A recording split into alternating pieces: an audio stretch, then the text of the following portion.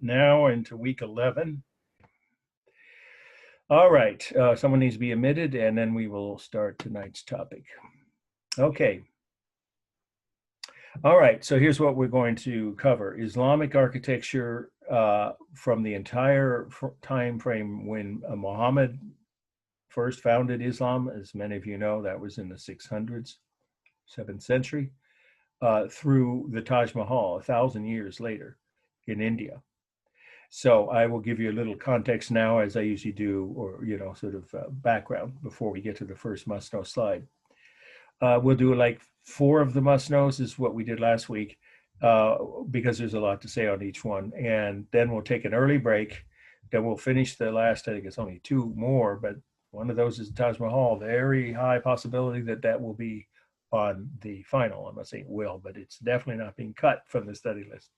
So you want to be here for that. And then it's up to you if you want to, but most students who stayed last night for the same lecture enjoyed the slides of my own, which I kept to like 20 minutes, and we still ended quite early, like 9:20, of Istanbul, of Islamic architecture and the interiors of some of the most beautiful mosques in the world, as well as the Hagia Sophia, which, as you may know, was never meant to be a mosque. It is again now, but it was built as a Christian church by the Byzantines, and there's nothing like it on earth. And also you'll get to see what a hurricane looks like. Well, not really the eye of a hurricane, but what it looks like to ride it out inside a very ancient mosque, looking through the window out at the Mediterranean. Yeah, there rarely are hurricanes on the Mediterranean. It's not an ocean, but a very large sea. And for whatever reason, when I and my then girlfriend, now wife, were there, we got hit with, I think it was a category 3. It was a big enough hurricane to be life-threatening. So we had to get out of the streets. We were walking down a neighborhood when we heard the announcement, get out of public, take shelter wherever you can. So you'll see just a few slides at the end of what that was like. So that's after we finish the must-knows. All right, so Islamic culture starts, as you probably know, in Arabia with the founding of Islam by Muhammad. But what's important to mention is the 2 holiest cities in Islam are both in what's now Saudi Arabia. You may know this. And we're going to talk about them in relation to the meaning of the must-know. So in fact, the very first slide in just a couple minutes. There are Mecca, right, which is the holiest site for all Muslims in the world, and Medina. And those are particularly important, but the site we're going to start with is in Jerusalem, and it's one of the 3 holiest sites to Muslims. And then we're going to talk about what Muslims invented. So before we get to the first slide, I'd like to point out, you should have in front of you, as you should, of course, every night during these class meetings, your list of terms to know. So I'm not going to, define them all, because we'll see examples of them as we go. And the first group is just a list of things. I hand printed the 6 of them. I'm not going to add anything. So the hand printed edition number 6 of things invented, some misspelled things. So I guess I was in a hurry the night I created this. But the point is that I might ask you on the true false section to, whether any of these things were or weren't invented by Muslims. You remember how the midterm was. So there'll probably be something like that. So you want to study the first 5 of these. The 6th one I just added just tonight, since I'd forgotten to type it in.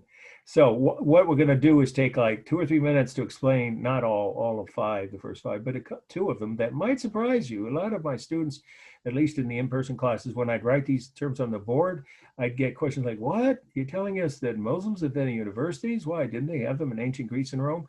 Well, no. Yes and no. Because universities have a specific definition. The ancient Greeks and Romans, they had academies of higher learning. They had, academies for art, for engineering, and, the physical sciences, such as they knew them, mathematics, and various other segments of knowledge, but not universities. So what's the difference? A university is where supposedly experts in all the given fields that are, taught in that culture, right? All the main areas of studies today, we call them departments, of course, in universities and colleges, are brought, those experts, supposedly teachers, are brought together under one roof. Of course, not literally one roof, but in one place, one institution. And students can take different classes from these different experts and study whatever fields they want, and of course, end up with a degree in the one they like the most. Sorry about my light there. So what you have is a new idea that didn't exist in Europe before the Muslims introduced it in Spain in the 8th century. We'll talk all about that, so I won't go into the detail when we get to, I think it's the second or third must-know slide. Yeah, and it's about the Moors, Moors. That is a Muslim culture that invaded Spain, conquered it, and ruled it for centuries. And they introduced the first universities in Europe, well, in the world. First, they had them in Arabia, but it wasn't called Saudi Arabia then. And then they spread them throughout their conquered territories in their larger cities. And then the other thing is street lighting. I won't hold that up again, but that's on that list, as you can see, if you're looking at the list of terms to know. Street lighting, well, again, didn't the Romans have that? Yes and no.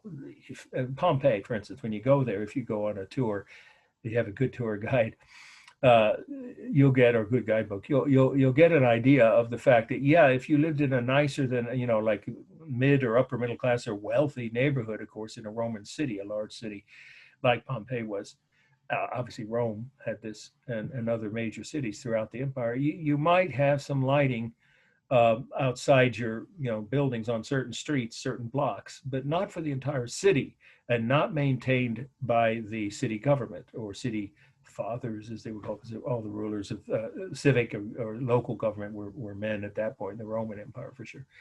So that meant that there was no agency or city entity responsible for keeping lighting up and running in all the neighborhoods all night throughout each major city, or even medium-sized or smaller cities.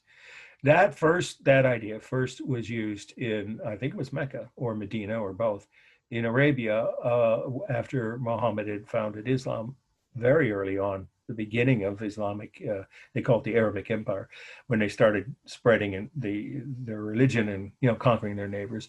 They brought with them that idea that any kind of city government or officials in a city should be responsible for keeping safety and ease of transportation 24 hours a day, all through the night, by having a city supplied source of lighting on the streets of all the neighborhoods. Okay, so now we're going to do the screen share. We may or may not. Yeah, good. Okay, let's see. This should come up right away. And hopefully you'll be able to see it all of you. But first, let's get it larger. Okay, can people see this? I just need, yes. Yeah, good, thank you. Okay, this is the first must know, and it's a very important one, and I've been saying this, all semester. I will always continue to do that, to remind you, give you a heads up when the slide is so important that it's guaranteed not to be cut from the study list when we do the review, A, and B, it has a high probability, I'd say like a 50-50 chance of being on the next exam. I will always tell you that's what this is. And so take extra careful notes and make sure you mark them some way to remind yourself to study them extra carefully before the final. Okay, so what is this? It is the Dome of the Rock. Now, those words you all know how to spell, so I'll just say it again one more time. The title is Dome of the Rock, and the location is Jerusalem. I'll spell that, Jerusalem, and the date is 691. Now, this is a mosque. Now, I didn't put that as a definition. You notice it's not on the list of terms to know, but you should all know, I'm sure almost everybody already does, it's a Muslim house of worship. It's a mosque. It is the second oldest. Here are the facts that are most important about it and its meaning, okay? It's the second oldest mosque in the world. There's only one that's older, and it's right behind this one. You can almost see the edge of it here. This is in Jerusalem, and I'll explain where it is as part of the meaning in a few minutes. But first, its purpose or function. It's the second oldest mosque in the world. That right there would make it pretty unusual.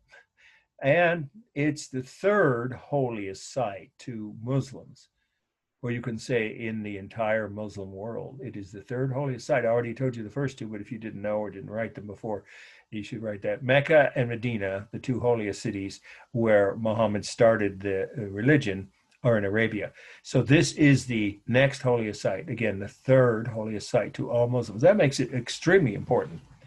Now, I'm going to turn out the light behind my head because it's reflecting off the screen, at least for me. Not the one in front, so I don't look like a ghoul when I get back on the screen. All right, just took a second to do that. I forgot to do it before class. All right, so what else is important about this? Well, this is an early mosque and it doesn't have a minaret. Okay, so there is a definition. That is a separate standalone definition. Or it should be. Sorry, it should be. I don't think I wrote it in here. I might have, but let's look at the list. You see the list, right? Number 5 is minarets. So you can write the definition just below it. Okay, it's not a long definition. There is no minaret here. You see that if you look at it carefully, but if you weren't sure what a minaret is, here now is the definition. A minaret is a tall, narrow, round prayer tower, a tall, narrow, round prayer tower at or near the corner of a mosque, right? At or near the corner of a mosque. Pretty simple definition. You know one when you see one. We're going to see a bunch of them tonight, but not on this slide because it's so early, they didn't yet have minarets. Plus, it's not a very large mosque. So you usually think of minarets as very tall. When I said tall, I mean like some of them are over 100 feet. And that would, you know, not be necessary here for people to hear the prayer, because the prayer is what the minarets are used for. It's a prayer tower. It's a definition just said. It means that the imam, I-M-A-M, the holiest person there, be sort of like, you know, the head priest, you know, in a Christian church, or minister, would climb up to the top of those minarets and sing. They actually sing the prayers 5 times a day. So the minarets are used to call prayer. You know, sometimes they do make it sound more like a chant, but when I've heard them, they've been actually beautifully sung by people with really good voices who were chosen for that purpose. So the imam, if he didn't have a good voice, he would assign someone to do it. So they didn't have one here yet. So they probably just called the prayer out from the entrance. So let's go take a closer look at this. I have another slide of it. And you can see this is a more, nicely sharp, focused slide that I found on the internet. So if it's on the exam, this is the view you'll have. I wanted you to see the setting, though, in the last slide. So let's concentrate on the rest of the meaning, and then we'll do the form analysis from this slide. Okay, so there's the doorway. So probably someone would have called the prayer out, or they might have walked out along the parapets here. That's another possibility. There was no minaret here, but almost every other mosque built after this had one or more minarets.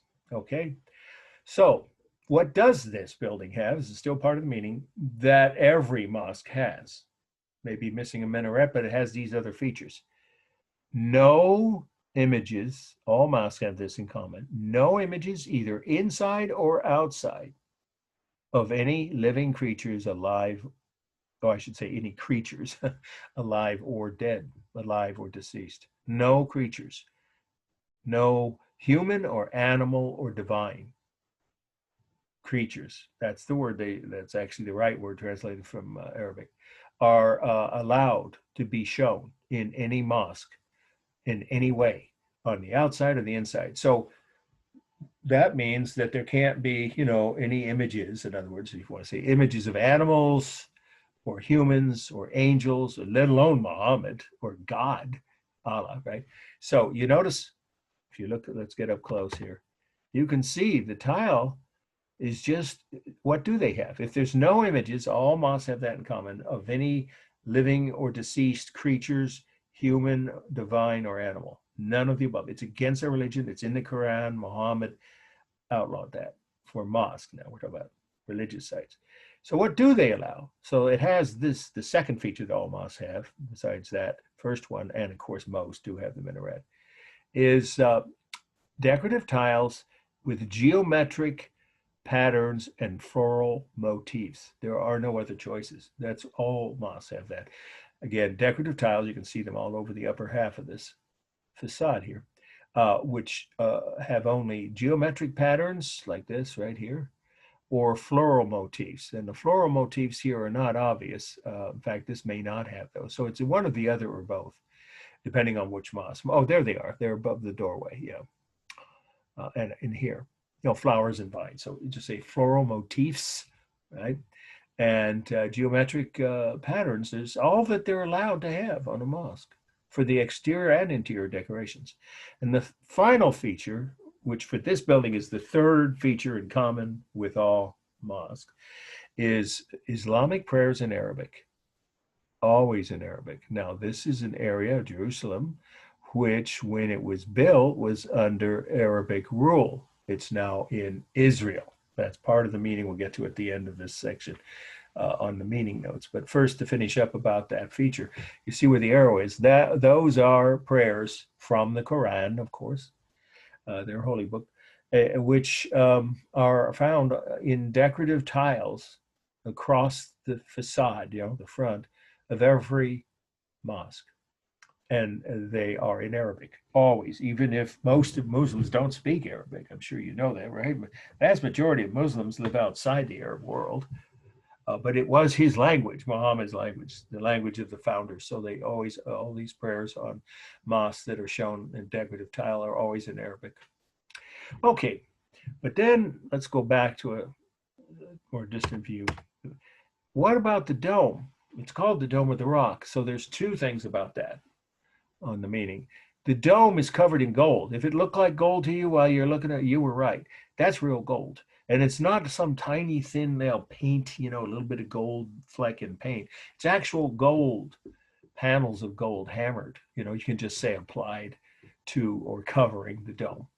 So gold is used to cover the dome, real gold. And that is replaced about every 20 years. I think it is actually around every 20 years by different Arab governments who pay for that as part of their commitment to maintain this holy site. So they take turns, at least the governments that are close. It might be all Arab governments, but for certain, I know that at least I was there twice, and in two different times. Once it was Jordan, another time it was Lebanon that had paid for the Muslim majority countries, right, with Arab populations who revere this building because of its holiness. They take turns paying for restoring the dome, the gold, I meant, sorry, not the dome itself. As you probably know, some of you, right? Gold is one of the softest, if not the softest metal, right? So it doesn't last very long in the open weather. It wears off. So it has to be replenished or replaced. Okay, and then the last thing about it is, why is it called Dome? Well, there are two more facts about the meaning. Why is it called Dome of the Rock? Because it sits over a giant boulder. When you say rock, I always think of, something you can throw with your hand. It's not that size. It's huge. It's like 50, 60 feet across. So just say that this building, the dome of the building, covers a giant boulder, which Muslims believe is the spot from which Muhammad ascended to heaven when he died. That's why this is the third holiest site. You can see why it'd be so important to Muslims. They believe, at least in their official version of his life, that when he died, he was, on the back of his horse. And in their telling of it, he and his horse both went up to heaven together at the same time. And that is, of course, a founding belief of Islam. And so once again, I'll repeat that the reason the name of this is the Dome of the Rock is because it covers a giant boulder, which Muslims believe Muhammad ascended to heaven from that rock when he died, while sitting on the back of his horse. Now, you don't have to add this, but that was some horse. It was a magic flying horse with wings. But that's not a detail you'll have to remember. So you could just say he ascended to heaven from this spot. And when you go inside, that's what you see. The whole building is basically built to shelter this giant rock. And then there's all kinds of Arabic prayers inside and beautiful decorative tiles inside as well as out. But no image of Muhammad and none of his horse or any other living or dead creatures. And then the last fact about the meaning, for that I'll go back. This is not a minor fact about the importance of this, is that this mosque sits on top of the ruins of the second temple. You can just say the temple of Jerusalem. It was the second temple, which is the holiest site to Jews from all over the world. And if you know anything about Judaism, have Jewish friends or are Jewish, you already know that. This is where Jews are supposed to come, and it's a wall. It's called the Wailing Wall. I mean, many of you have heard this or you've seen it on the news. If you ever notice any kind of stock news footage from, excuse me, I got to take a drink.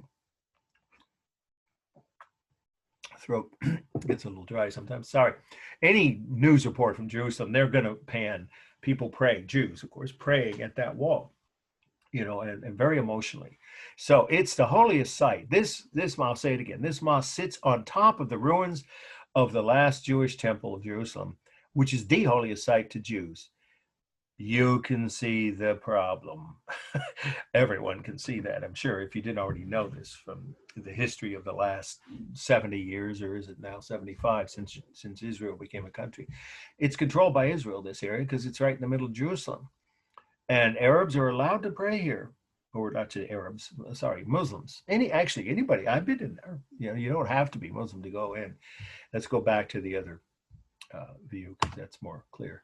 But if you are under 45 and male, and you don't have some kind of pass, you know, or written pass, you might be restricted from going in, at least on days when the Israeli military thinks there's some kind of potential threat. So there are restrictions, limited restrictions, sometimes, not every day. And that causes friction, as you can imagine, as well as the fact that both of these two ancient religions want to control this space. And at the moment, for the last, 1967, when the Israeli army conquered this part of Jerusalem, they took over this temple. So for the last 50 plus years, it's been under Israeli control, which has led to some tension.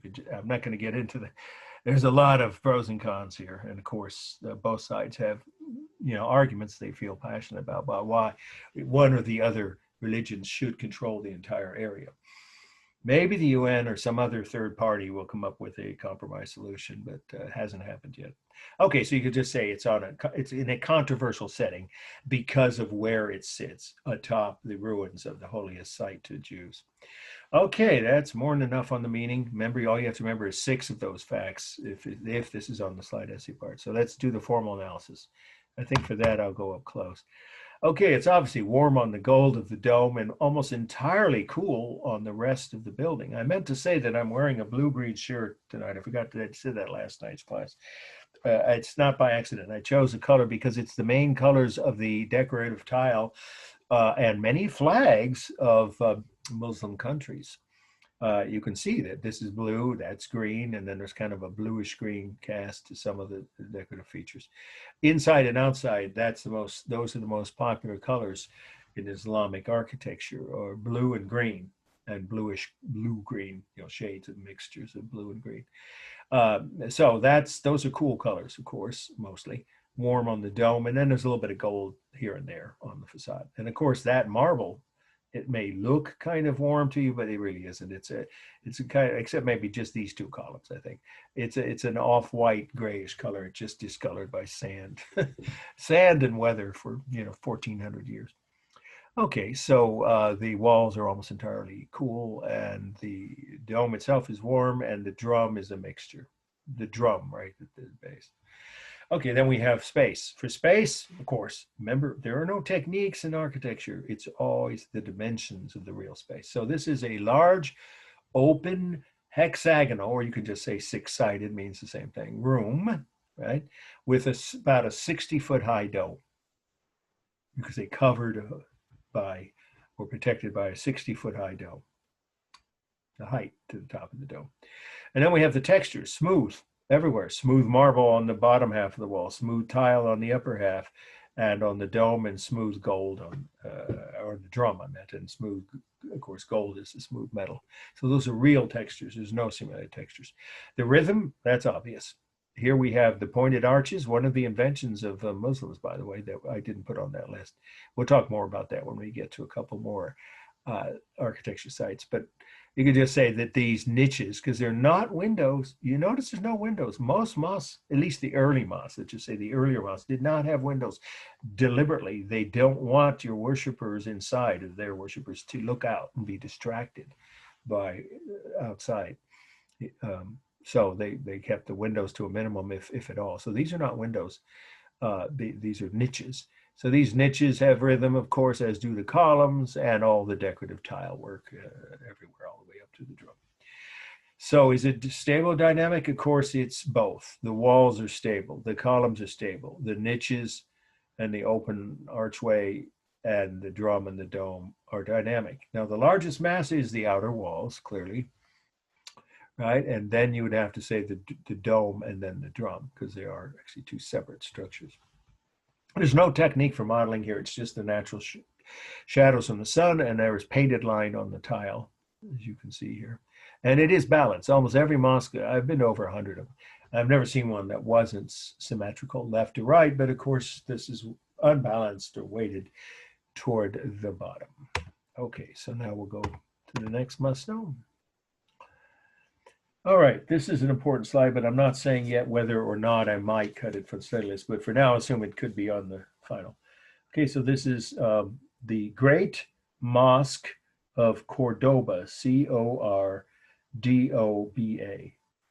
Great Mosque. I hope everyone knows mosque is M-O-S-Q-U-E. If you didn't, you should make sure you write it that way, because that's on the syllabus. You'll have to spell it right if it's on the exam. Cordoba, again, is capital C-O-R-D-O-B-A. Location is Spain, and the date is 786. So what do we see here? We see a great mosque. Well, you might ask, what makes it great, right? There's a specific definition. So it's part of the meaning now. The first fact about the meaning is that a great mosque is the largest and most important mosque in any given city. So could there be great mosques or a great mosque in non-Muslim majority countries or city? Oh yeah, there's a great mosque in Paris. There's a great mosque in London.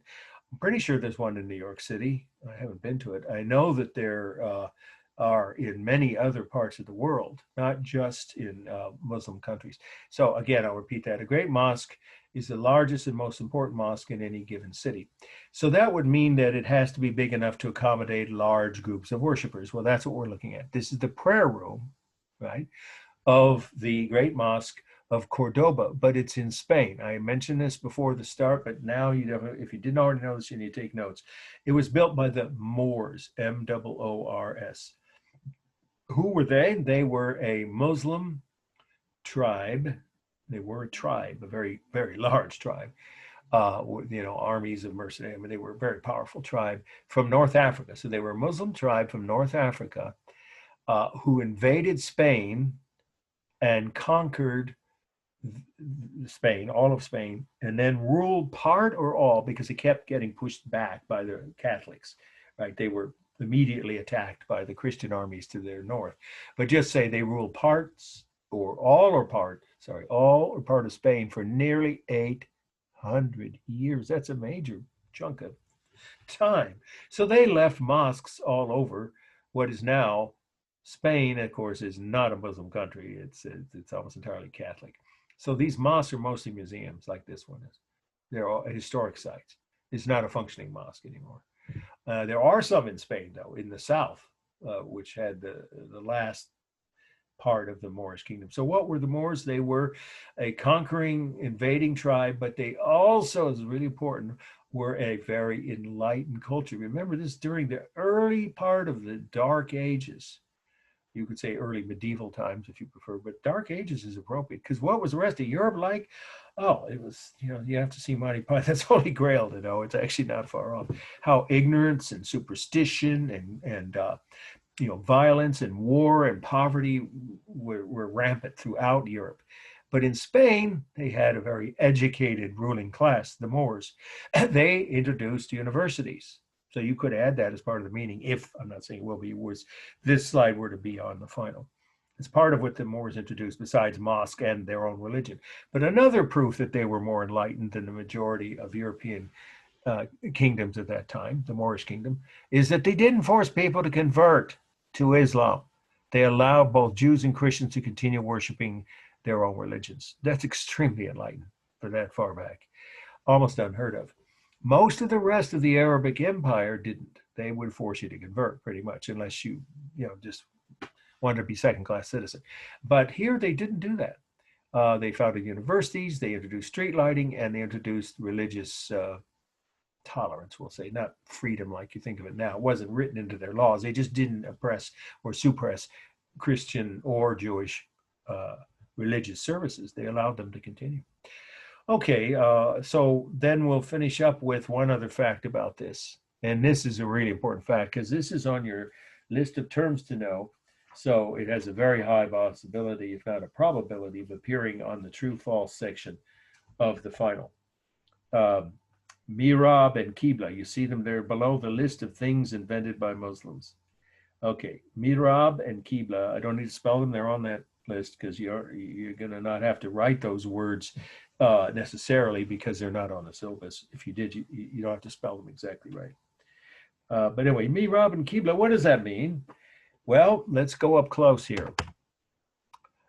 Mihrab is the niche, a mihrab, is the niche in the wall of a mosque which points in the direction of Mecca, and that's MCCA, if you didn't know the name of the holy city and holiest city, of course, to Muslims that we've already mentioned.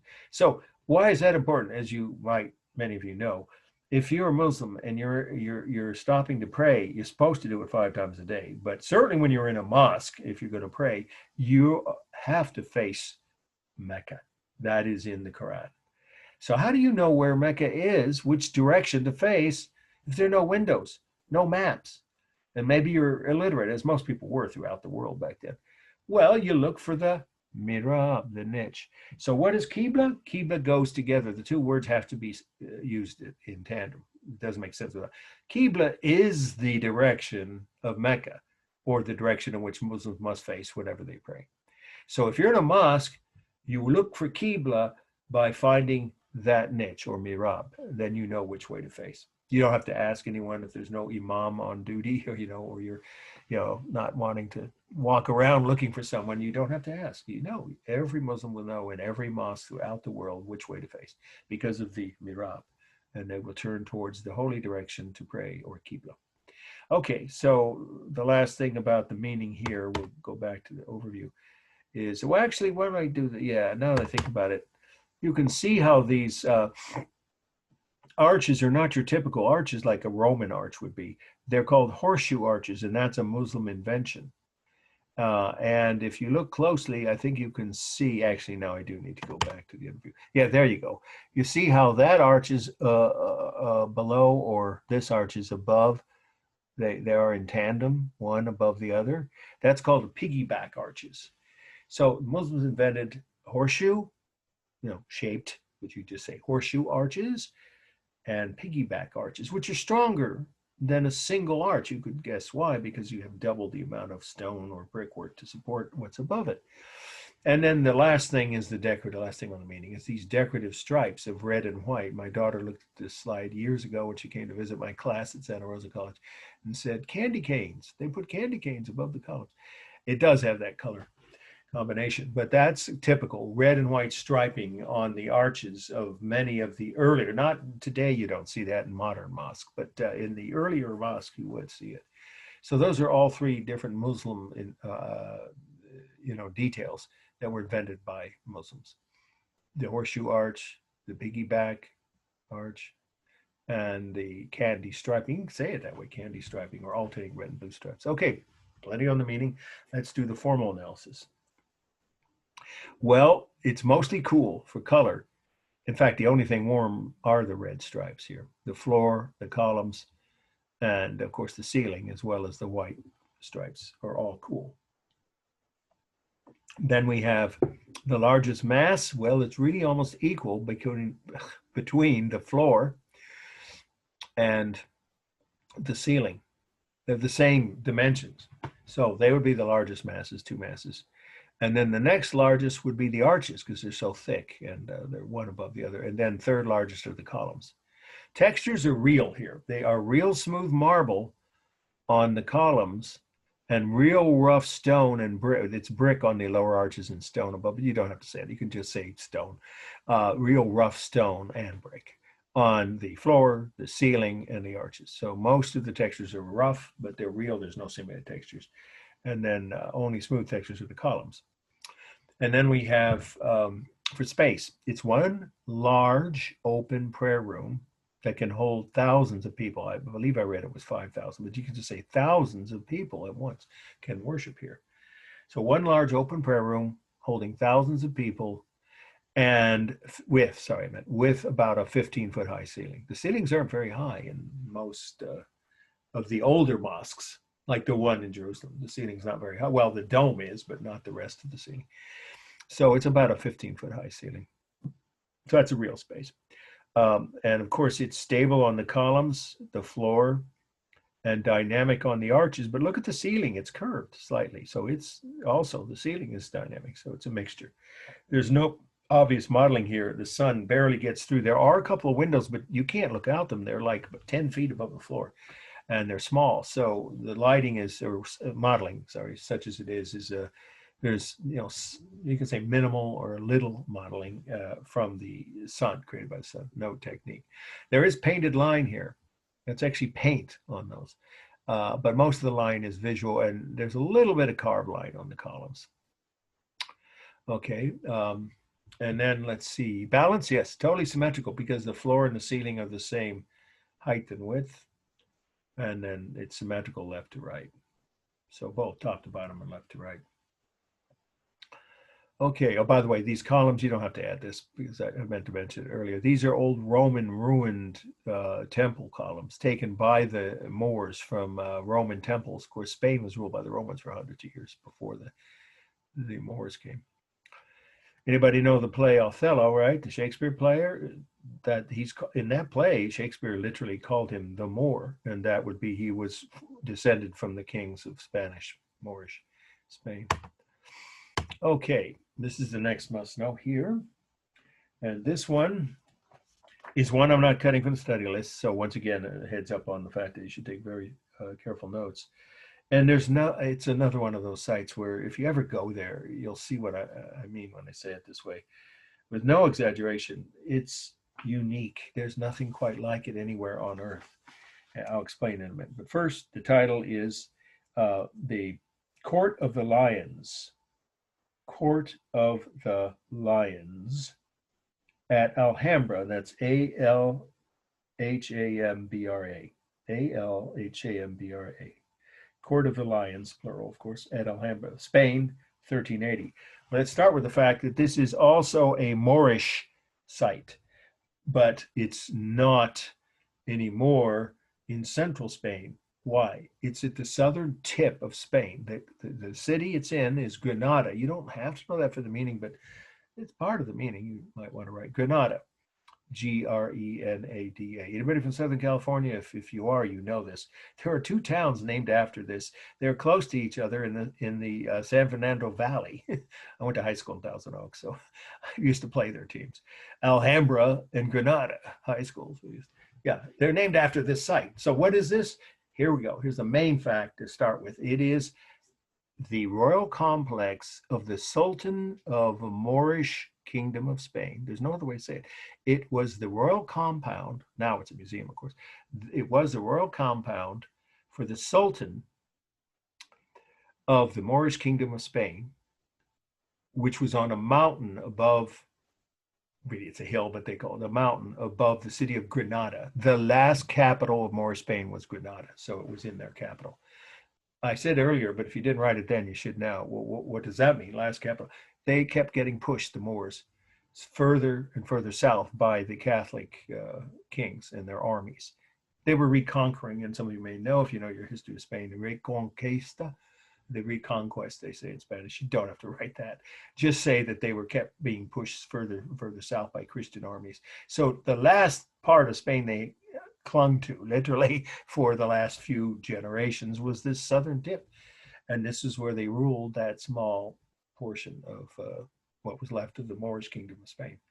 But that doesn't tell us why it's so unique and so interesting and important to people from all over the world. Okay, so it's a complex, which remember that means several buildings gathered together, right, with different functions, right?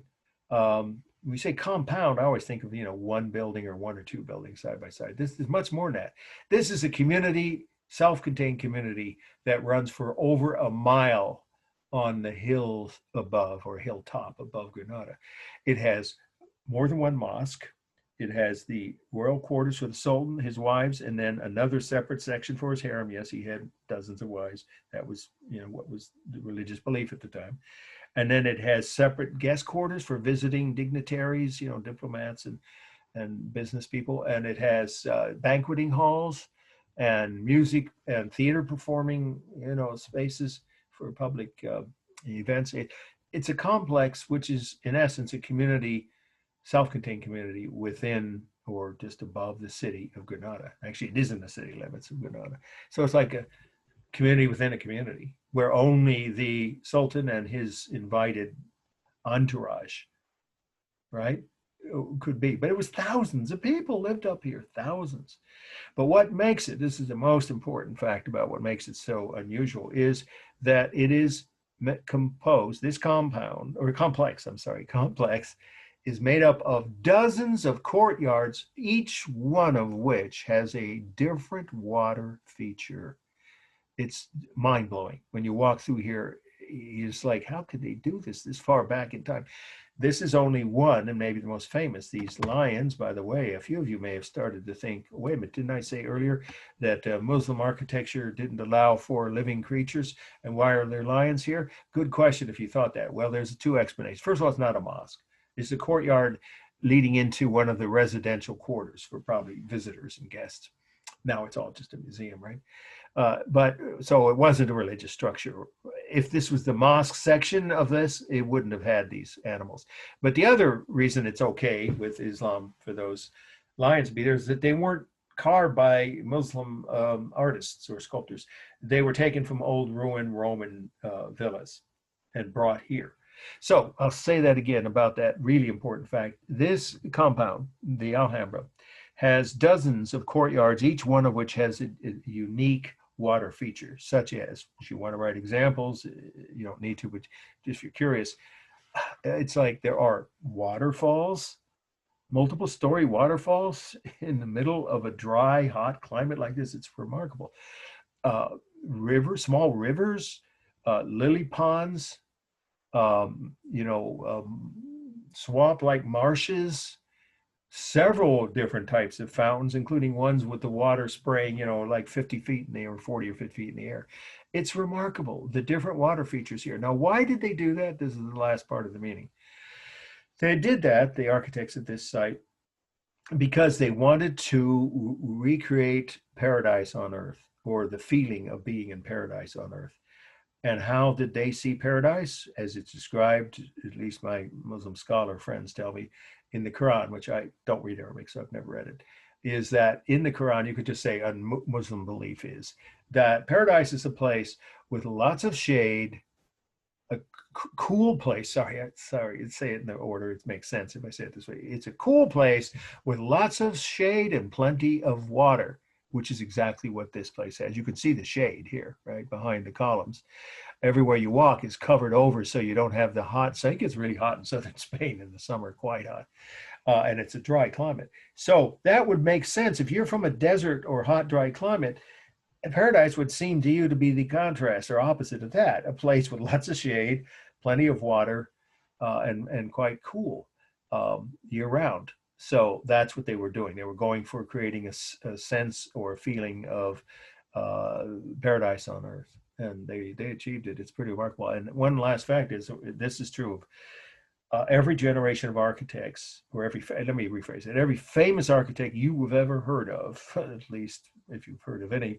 Frank Lloyd Wright, you've heard of, right? Him, the two big names in the Bay Area that I wrote my books about, Julia Morgan, the first woman architect in American history, and Bernard Maybeck, who started green design, and Frank Gehry, I.M. Pei, who created the Rock and Roll Hall of Fame and all the highest skyscrapers in Asia, and the National Gallery in Washington, the most famous Asian American architect, IMP. All of them went here and studied this and praised it because it's so unique. It's just considered a pilgrimage site. You could even put it that way, unofficially, of course, a secular pilgrimage site for any architecture student or serious architect. Sometimes they didn't go until after they got their degree, but most of those architects went when they were studying architecture. It's that influential, that unique, that important to architects from all over the world. Okay, that's plenty on the meaning. So let's do the formal analysis. Completely symmetrical, almost all Muslim architecture is.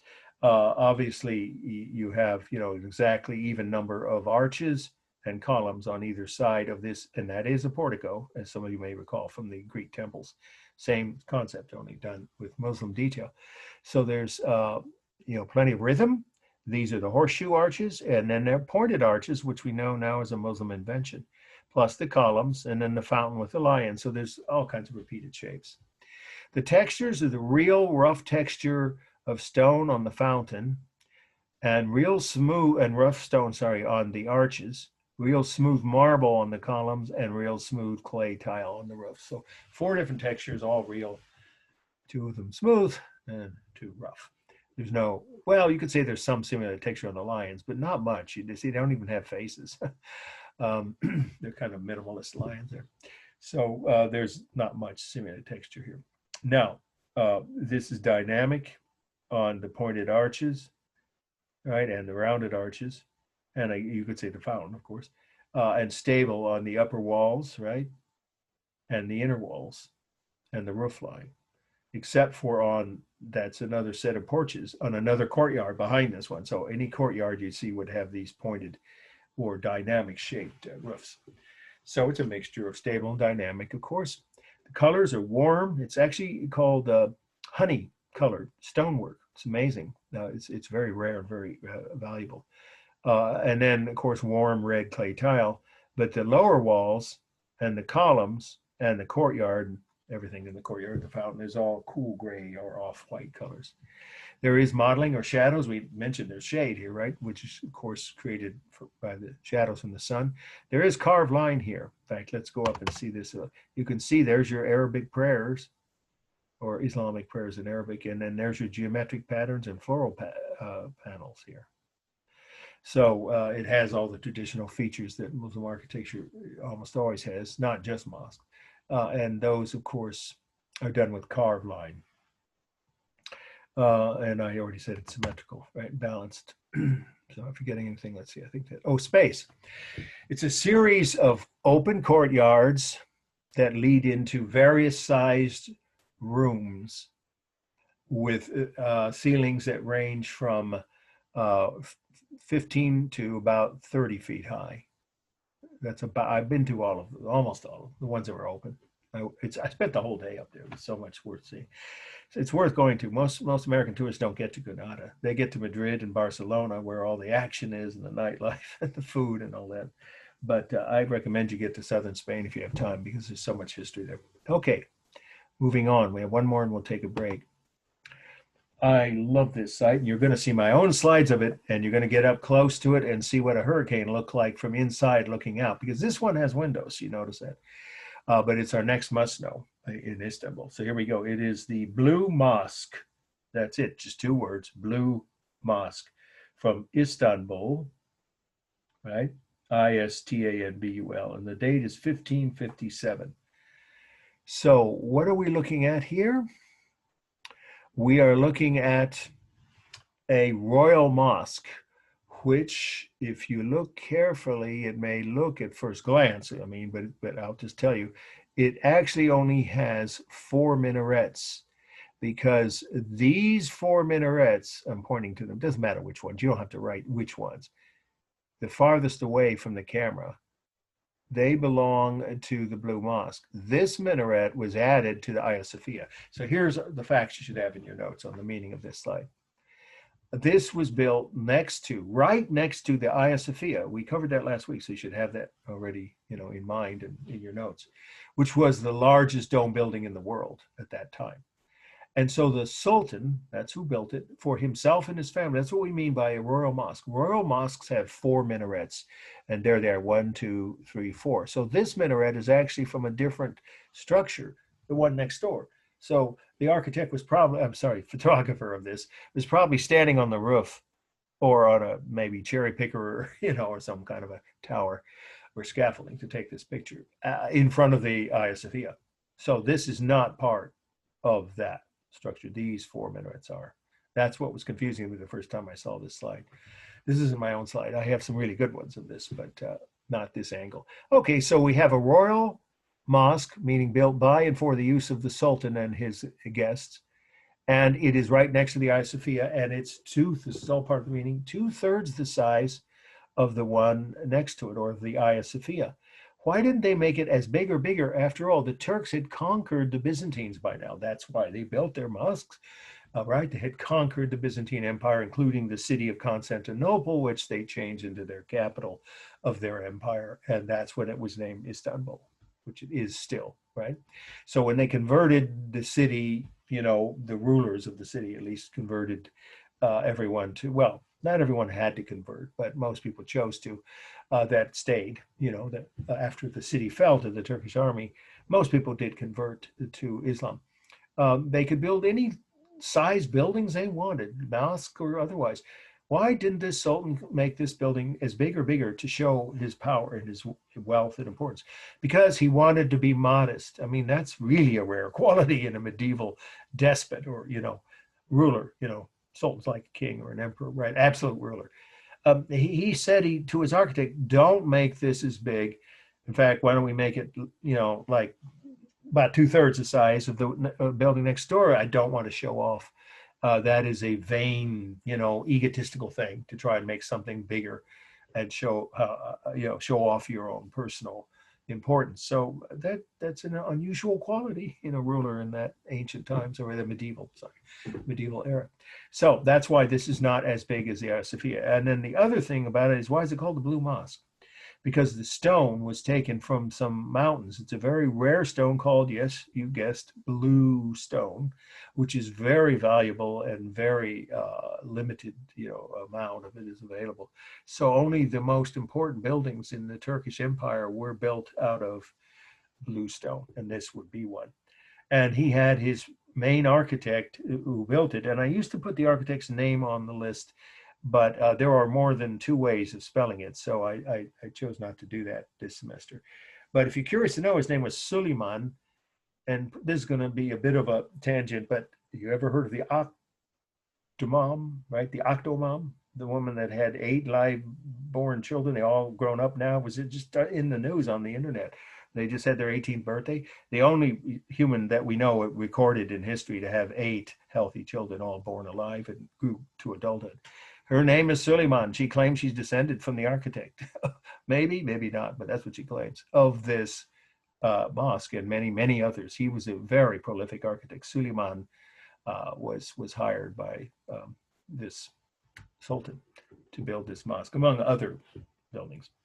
Okay, so what we have is, I'm sorry, you're gonna, now, a couple of you, I really appreciate this, over this semester, I think only twice, which isn't bad for 11 weeks of lectures, corrected, or not corrected, added information. And I welcome that, and I'll offer extra credit for it. I just caught myself in something, and I got to admit that I didn't get enough sleep last night. My daughter was up till 3 a.m. worrying about the election, and I had to stay up and calm her down. I'm not going to say what that was about, but I didn't get much sleep. I apologize. Suleiman was the name of the Sultan. The architect's name was Sinan. If you look it up, you'll see that. Sinan. Okay. There we go. Now, that's plenty on the meaning. Formal analysis, and we'll take our break. We have here, well, there's a couple of facts about the size. So let's start by saying that it is a large, open, multi-sided. You really can't call it 8-sided or 6-sided. It's too hard to define. So just say multi-sided, a large, open, multi-sided prayer room, which I've been in, so I can tell you, which can hold thousands of people. Oh, I'm sure it's probably 10,000, but several thousand people. And then it's covered by a dome that's 120 feet high, which is, if you do the math, 120 feet. The Ayasofya is 180. That's exactly, or just about exactly, 2/3 as tall as the dome next door. I would explain why this chose to do it that way. So once again, the dome covering that space is about 120 feet high. It's done in meters, so it might be not exact, but it's close to 120 feet. The minarets are even taller. They're close to 150 feet. Okay, so then those are all real space. There's no technique for space. Then we have the color blue. Well, yeah, it's off-white on the minarets and parts of the walls, blue on the roofs and the spires on top of the minarets. I've had students say, doesn't this look like Disney World or maybe you know, Latter-day Saints, Mormon, there we go, Mormon temple. It does a little like the one in Oakland, if you've ever seen it. It's just for whatever reason they chose to use these unusual. The most mosques don't have this. They don't. Their minarets don't top. But that's obviously, well, it's not obvious. So if you didn't know, it's dark blue metal, but that's cool. The minarets are off-white, as are most of the walls, and all of the domes and apses. Remember, those are apses, semicircular extensions. All of them have blue metal roofs. So it's all the colors are all cool. There's no warm colors here. Okay, and then we have the rhythm of the minarets, the arched windows, and the apses around the dome. Plenty of repeated shapes. The sunlight, the modeling, is created by natural sunlight, of course. There is visual line. In this slide, you can't see. There is some carved line around the entrance, but we don't even see the entrance here. So you can just say, in this view, or just that all you can see is visual line at the edges of the windows. Really, that's about it. Or at the corners. Yeah, there we go. And then we have the largest mass is the dome. Well, it's the outer walls, but they're broken up by the apses. So it's however you look at it. If you want to take these as separate sections, each side of the building, I think it is. There we go. I forgot I could do that. You might be able to make the case that the outer walls, if you see them as a single mass, but they're broken up by the apses, as you can see here, right? So I would say the dome is first, and then each outer wall, or then the minarets. Sorry, the minarets. This is the one that's from the Ayasofya. So these 4 minarets, they're all the same height. Interesting, they made them the same style for 2 different buildings, but that's just their choice. So what we have then is the largest mass would be the dome, and then the minarets. They're narrow, but they're quite tall, and then the apses. You can't really even see the outer walls. They're broken up so much. So that's the 3 largest masses. The textures are real rough stone on the walls, real smooth. There's no symmetric textures. Real smooth glass in the windows and real smooth metal on the domes and apses. Okay, and then it's balanced. All mosques are left to right, symmetrical left to right, but it clearly is unbalanced or weighted toward the bottom. Okay, stable versus dynamic. Well, that's not so obvious here because some people would consider the minarets mostly stable, but they are round. And of course, they reach a point with these odd-looking spires, the blue metal spires. So you just have to say that it's both, because the minarets are definitely both stable because there's tall, upright structures, but they have round lines. And then the same with the mosque itself. The outer walls are definitely, each section of wall is stable and has corners, right? But all of the apses and the main dome have curved lines, and so obviously those are dynamic. Now, like I said, after the break, we're going to cover 2 more must-knows, and one of them is probably the most important slide we're going to see tonight, the Taj Mahal. So don't go away. And then after that, I will segue, take me like 60 seconds to bring up the other file of my own slides of Istanbul, and you'll see both the inside and the exterior of both the Blue Mosque and the Ayasofya, as well as other mosques and historic structures, Roman walls, the entire city of the entire city of Istanbul is in Europe and Asia. It's the only city on earth that you can say this about. It spans 2 continents, and you can walk between 2 continents within the city limits. It's just unique. There's no place like it. So you'll see all my slides of that, and you want to take notes. And that won't take more than about 20 minutes at the end, and then we will still be able to end early about 9:20ish or so, and I will take any questions if you have any. Let's say at the second half after the break, either with a raised hand or verbally, or at the end, I'll stick around as long as we need to for any questions. Okay, all right. So we're doing a 20-minute break now. See you in 20 minutes. Okay. All right, so we covered the Blue Mosque, but now we have to go backwards, not actually in time as well as physically with the slide, because we skipped over this one, and it's not a minor slide, but I'm not going to say this is one. If I said that about every slide or even half, then it becomes meaningless, right? That they're so important. I try to keep that to at least under a third of the total or so. But anyway, this isn't one on the list where I'm absolutely definitely not cutting it. But again, as always, with the must knows, when I give you the notes, you should take them because it still could be on the final. This is called the Great Mosque at, or you can say either. With prepositions, I give you guys a break. If you say at, on, or in, any of those will work, or even of, right? Everyone knows what a preposition is, I hope, right? I have no idea what they teach in English composition classes anymore since everything's digital.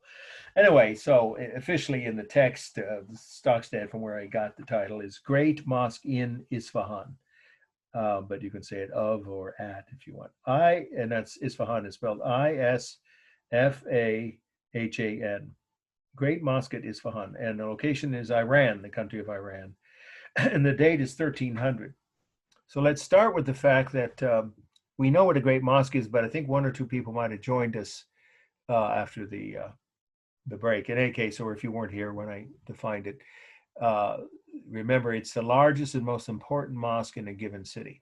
So Isfahan is one of the holiest cities in Iran, which at this point in history, the 1300s, and in fact, most of its history was called Persia.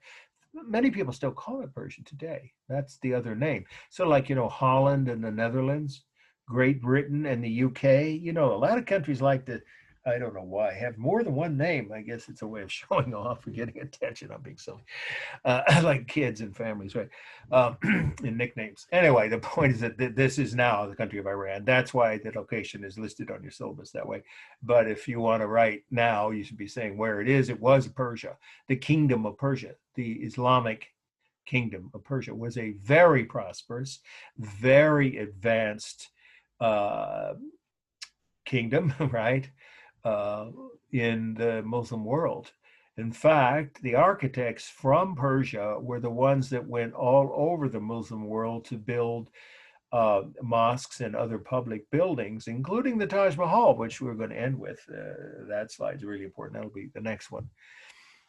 So Persian architects were known all over the Muslim world, and they were often exported, or you could say emigrated, which is what they were doing, right, to other kingdoms, other countries that were Muslim majority, to design buildings outside of Persia, because they were known as the most creative, you could say talented, innovative architects in the Muslim world during their golden age, which was like 12 to 1400. 12 to, no, sorry, later, 12 to 1600. So for centuries, you could just say for centuries during the late Middle Ages, Persian architects were considered the best architects in the Muslim world. So don't know the names. I don't even know the names of the architect of this site, but obviously they were Persian architects designing in Persia in one of the holiest cities. There are 3 holy cities in Iran. They're still considered holy to Muslims. And this is one of them, Isfahan. And so it's the great mosque, or largest, obviously most important mosque in that city.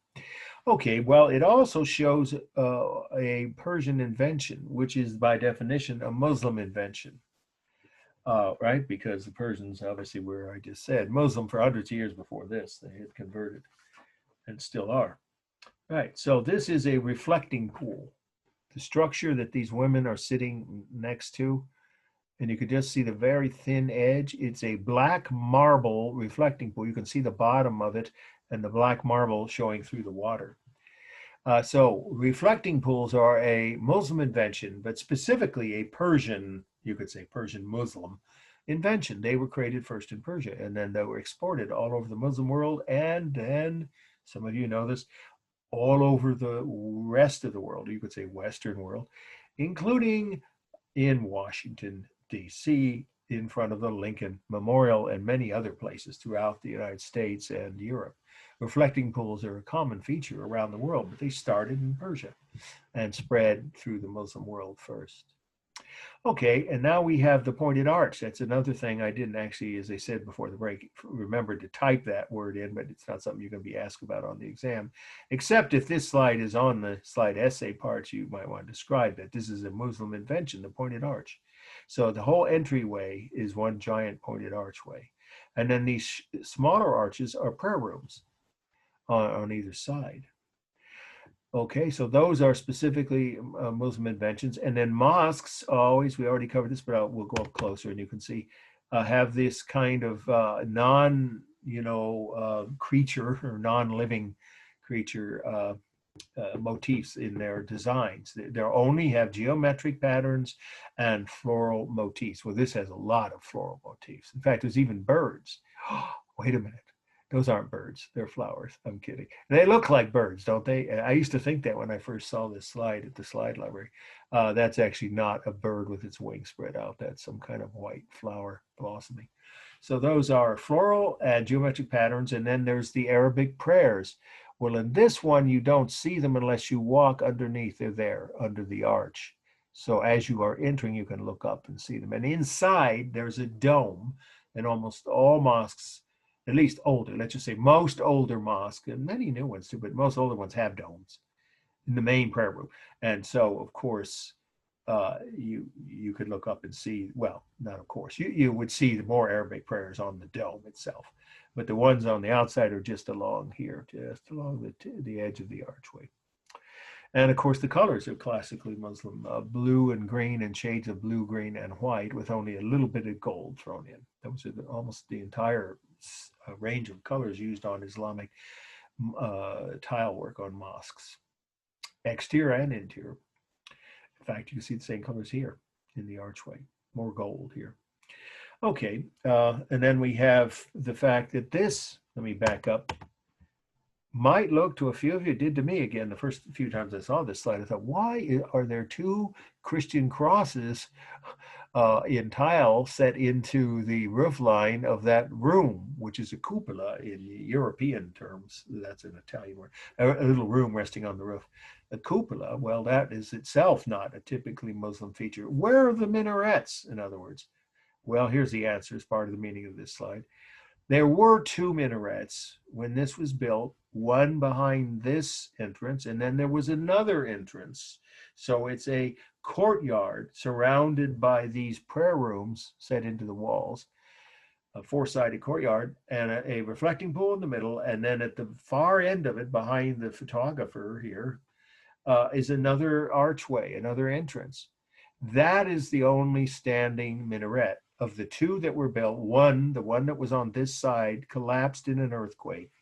I think it was in the 1400s. You could just say several, or many years, just say, keep it simple. Many years after it was built, there was a large earthquake. They have a lot of earthquakes in Iran, some of the biggest on earth.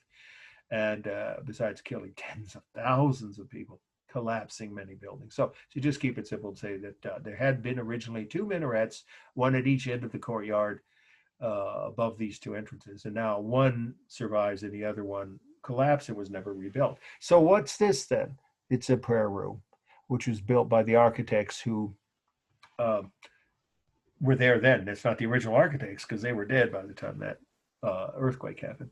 So later architect, probably one architect, built this wooden prayer room. And when you go up close, you can see they're restoring it with the scaffolding. And that's tile work. And those are not crosses. As much as they look like Greek Orthodox Christian crosses, they're just geometric patterns set into tile. And so that substitutes as the place from which the imam or his assistant would call the prayers, instead of the minaret, which would have been right here, probably off the far back corner of this cube-like entryway. Okay, so that's plenty on the meaning for this slide. So let's do the formal analysis. It is completely balanced left to right. I don't think there's a mosque. There must be somewhere in the world, but none I've ever seen or heard of that weren't. And all the slides in this, you know, section or this topic, every one of these structures, and not just the mosque, but all the Islamic architecture slides, they're always symmetrical, left to right.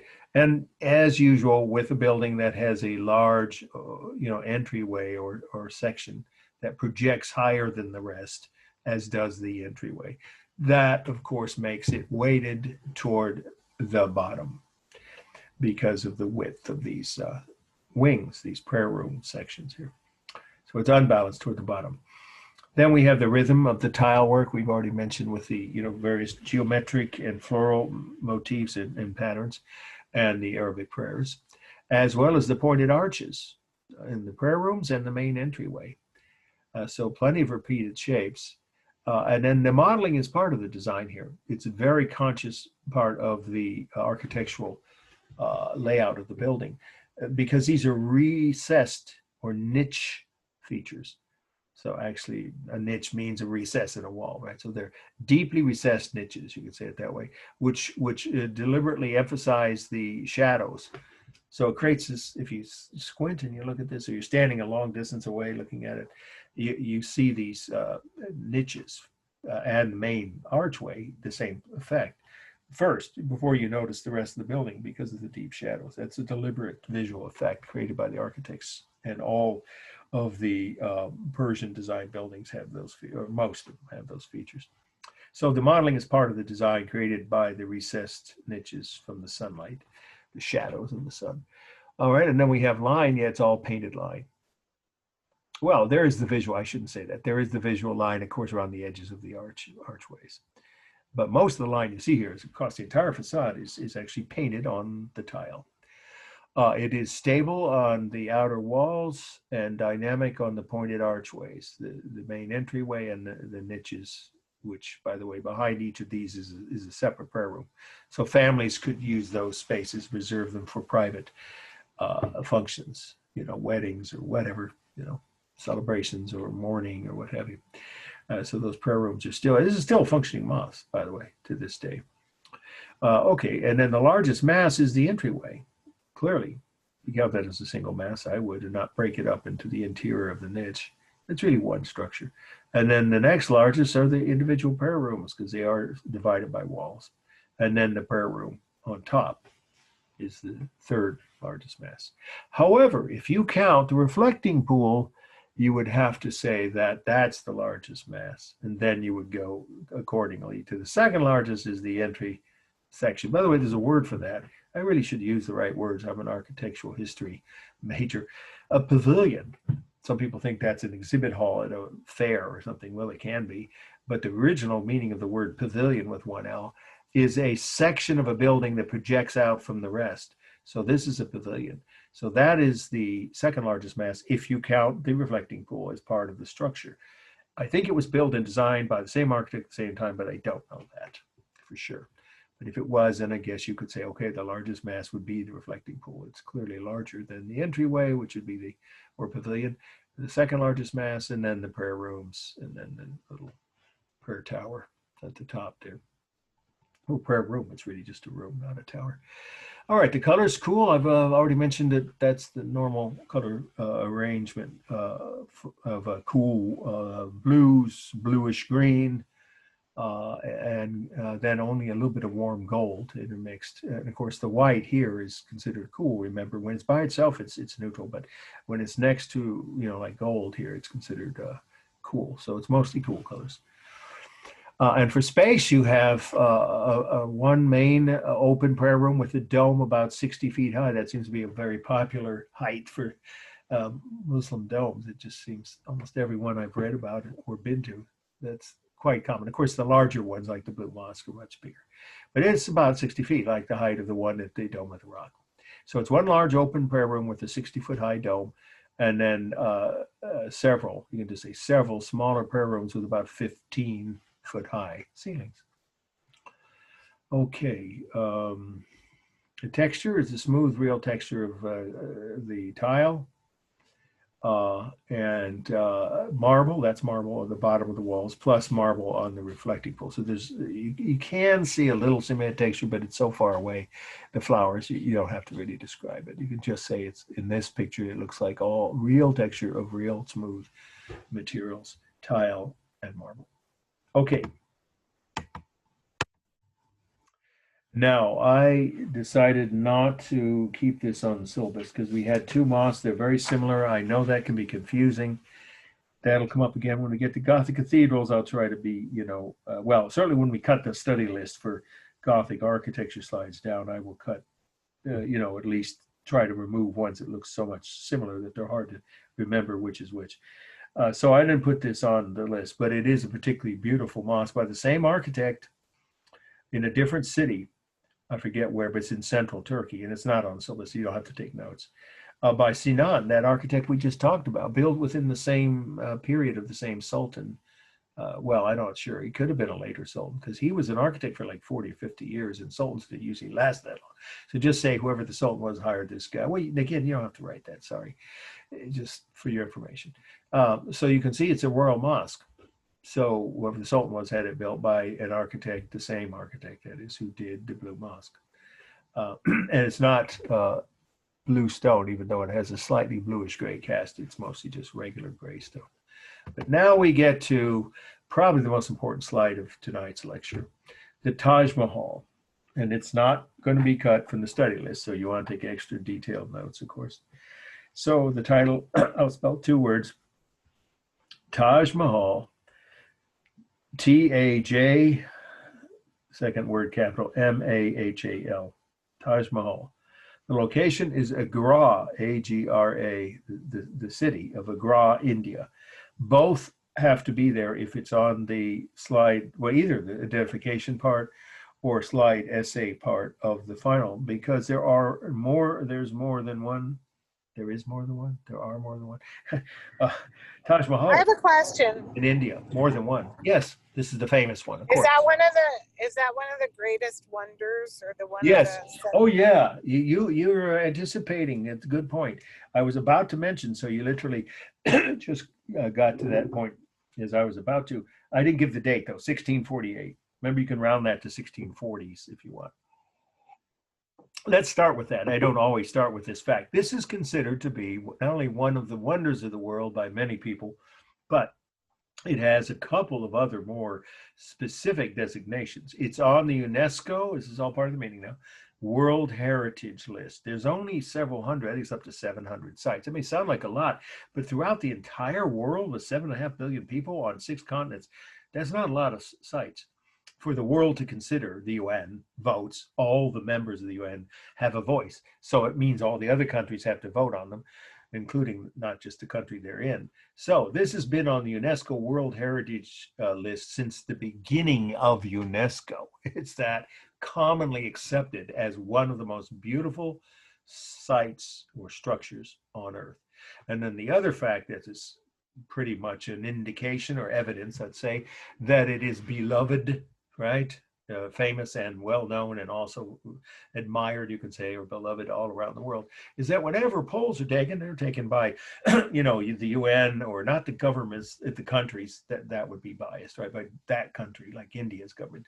I'm talking about independent international polling organizations. So whenever there's an international poll, just keep it that way, it's part of the meeting now, taken of the most well-loved sites in the world, this is almost always either at the top or at least in the top 5 every time. I've read several different accounts to that effect, because it's so elegant and so refined and so uniquely beautiful. So let's talk about now the function of it. It had 3 purposes, and it still to this day functions for all 3 purposes, starting with the fact it's a functioning mosque. It was built to be that as one of the 3 purposes, and it always has been and still is a functioning mosque, house of worship. Second is it's a mausoleum for the remains of the Shah. That's the name of the rulers of Mughal India. Now, if I had my whiteboard in time to do that, is those things are so cumbersome and heavy, and it requires me to turn my laptop screen around back and forth in the middle. It's just not practical. So I'll just spell the word mogul, Mogul. Now, some of you know that's a word for some of the sleazier people in Hollywood. I shouldn't say that. I'm going to get in trouble. Weinstein called himself the ultimate mogul before he got caught. Sent to prison like he deserved. You know who I'm talking about. Yeah, the people who run Hollywood studios call themselves moguls, but they got the word from this culture. So what is a mogul? It's not on your list of definitions, but it's part of the meaning of this slide, so you probably should include it in your notes for this, the Taj Mahal. Mogul is a word that it describes the ruling class of Muslims who invaded India and conquered India and ruled it for over 300, most of India. I'll say it again. It's the ruling class of Muslim invaders who conquered most of India and ruled most of India. They left like, I don't know, 12% or something. There's one section they didn't conquer, but just say almost all of India for 300 years. So that's why this is a Muslim mosque in a Hindu country. I think most of you know that, but if you didn't, of course, you should write that. I mean, India is 90% Hindu. But there are, if you do the math, there's 1.4 billion people, 10% of them, or some say 12. So it's over 150 million Muslims in India, right? Almost as many as there are in Pakistan, which is an almost entirely Muslim country next door, right? But nonetheless, this culture, that is the Mughals who ruled over India, didn't force the people to convert. Otherwise, they'd be an almost entirely Muslim country, wouldn't they? So again, that's rather enlightened for, back in the 1400s when they invaded India. So they invaded in the late Middle Ages and ruled until the 1700s when the Brits came and took over India. So what we had was the Mughal culture, and the rulers were called Shahs. So this is the second purpose again for the structure, is it is a mausoleum which contains the remains of the deceased wife of the Shah. And you might want to write his name, because if you go anywhere in the Muslim world, you'll see restaurants with his name on them. Shah Jahan, Jehan, who is the man who built this. So yeah, it's part of the meaning. You should have that in your notes. So what happened to his wife? She died at 32 years old. They were childhood sweethearts. They genuinely were a true love story. It isn't always the case with arranged marriages, but it was for them. They had been, sweethearts since childhood, and he never got over her loss. She died in childbirth, giving birth to their 14th child. So he never recovered, and he built this as the third purpose, as a monument to his undying love for his deceased wife. You can't get more romantic and tragic than that. That's one reason people love this site. The story behind it is so romantic. So he built it again as a monument to his undying love for his deceased wife. He lived on for decades and never remarried. He could have married any eligible, unmarried woman in the Mughal kingdom, but he chose not to. And then one more fact about, or a couple more facts, is it was the only monument, Muslim monument that he completed in his, in his deceased wife's honor. But he was planning a third one, and it would have been entirely black, the color of mourning in some cultures anyway, because he was sinking further, perhaps, I don't know, people speculate, but just say that he had in the planning stages when he was overthrown by his son and imprisoned. That's how he lost the throne, Shah Jahan. Many years later, he was planning to build, I'm sure it costed a lot of money, another mosque the same or larger size that would have been all black. Can you imagine that? Black stone. It would have been a very different effect. In a way, it could have been equally romantic or whatever. Anyway, we'll never know because it never got built. So that's kind of an odd, almost ironic ending to his career. I was going to say his reign. And then the only other thing to add about the meeting, well, it's two or three things all in the same context, is the features of it that we know are classically Muslim. So again, if it's on the exam, any of these slides, you want to mention some of those as part of the meaning, because we have the pointed arches, which are a Muslim invention. We have, let's get up close, There you see the floral motifs, right? And the Arabic prayers in geometric patterns, all the things we know that all mosques have in common, no living creatures, right? Whoops, come on. There we go. And it has minarets, and there are 4 of them, so we know it's a royal mosque, which I've already said. Finally, it has a reflecting pool in front, which is an invention of Persian architects. So yes, if it isn't obvious, you should write this. Persian architects were imported from Persia to India by the Shah. I think it was 2 at least. Usually there was a team because it's such a major site that it would have taken years to build. So just say architects. I don't know if it was 2, 3, 4. Were imported to design it for the Shah from Persia. And the reflecting pool here, you could add this, is the direct inspiration for the one in front of the Lincoln Memorial, from which Martin Luther King gave that very famous speech, which I can tell you, you're going to say, well, that dates me. I remember watching that speech live on TV. I very much remember that. And there were 300,000 people lining that famous pool. And you don't have to have seen Forrest Gump, right, to know that's in several movies, among that one and others. It's such a famous site. Well, where did the architect for the Lincoln, I meant to say Lincoln Memorial, get his idea? He got it from visiting the Taj Mahal. He said so directly. I couldn't have thought of that and added that feature if I hadn't been to the Taj Mahal. So you see the influence of this. It's almost impossible to overstate the influence of this building in many ways, culturally, aesthetically, artistically, historically, architecturally, all the above, romantically.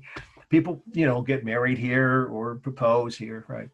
Okay, there's one thing that isn't indigenous to this culture, the Islamic architects included, but it's not an Islamic feature.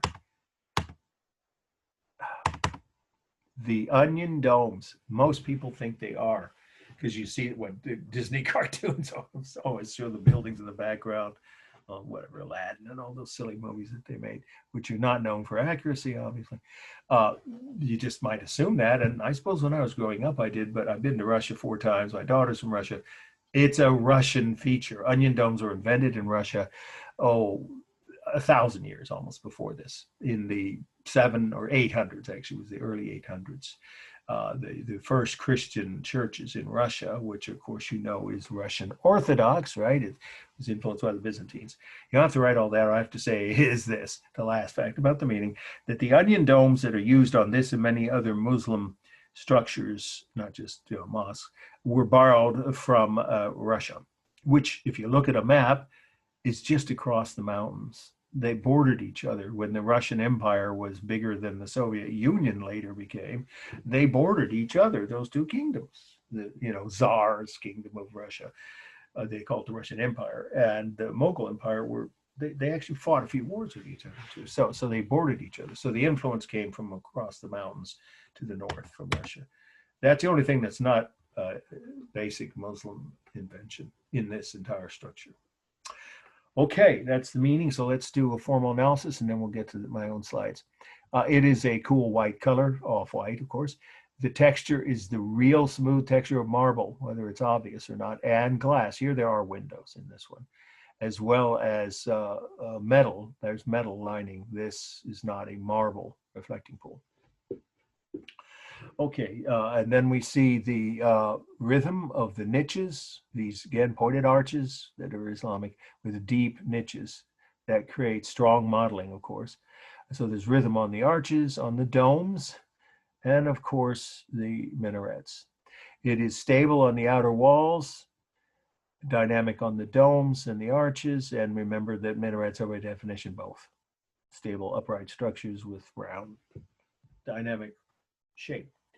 And then we have the largest mass. Well, it's the outer walls, if you count it as a single mass. And then it would be the dome, because the dome is further away. But if you compare it to there you go, that's about the same distance, right? I mean, these are not as tall as many minarets, which would be taller than the dome of the building they're next to in other cities like Istanbul, but here they're not. So this largest mass after the outer walls is the main dome, and then the minarets, each minaret. For space, this is interesting, has a 30-foot high platform. And then the dome is over 100 feet high from the base. It's more like 120. Yeah, it's close to 120. And then this is about 15 or 20 feet. If you count the spire, the dome, and the platform, you're looking at about 150 feet. It's more like 140 or 50 feet. So just say over 130 feet. Keep it simple. And that includes the 30-foot, right, platform or base. You can call it the base because it is based on that. And then roughly 100 feet from the foundation to the top of the spire. So the dome is actually over 100 feet. So the dome is roughly inside, where you just stand inside is a large open domed room, as almost all mosques were in the older times, with about 100-foot high dome. It reaches about that high above your head. Okay, and then smaller rooms around the side, including the room in which her sarcophagus, her name was Mumtaz.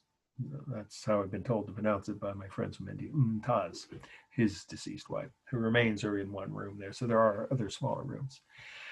And then let's see, balance, yes, is always, it's symmetrical left to right, and unbalanced or weighted toward the bottom. The texture is the smooth texture. Well, I think I already mentioned that. Yeah, there is carved line here along the decorations here of the tile work. And actually, it's marble. It's not tile work. Yeah, let's go up close.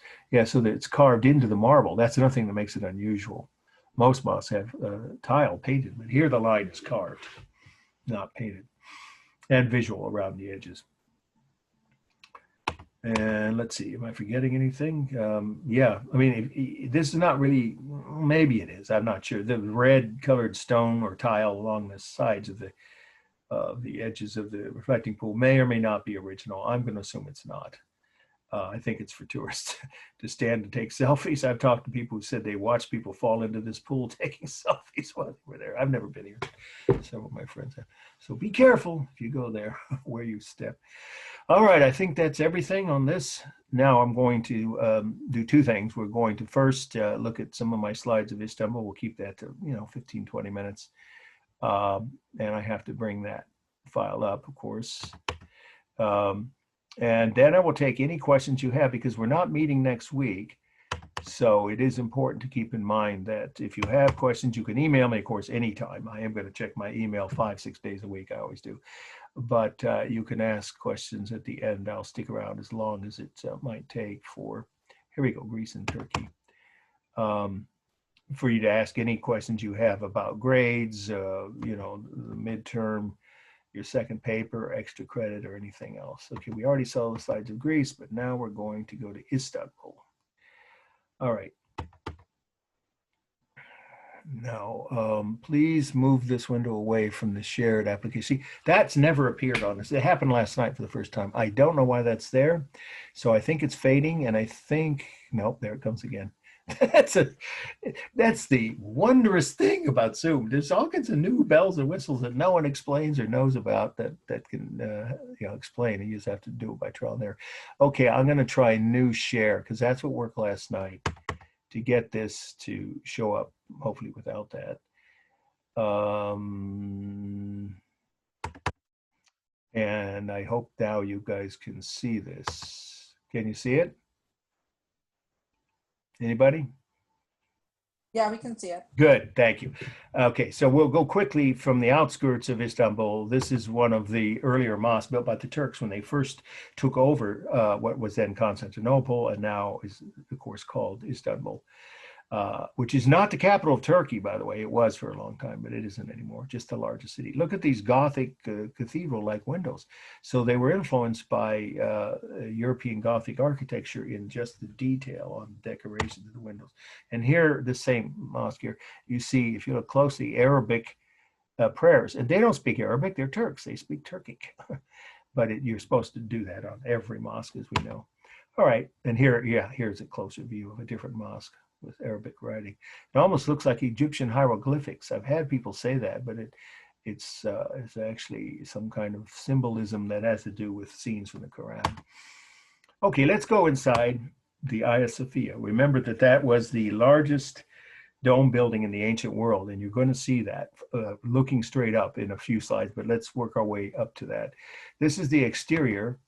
And one of the minarets added hundreds of years later by the Turks when they converted it into a mosque.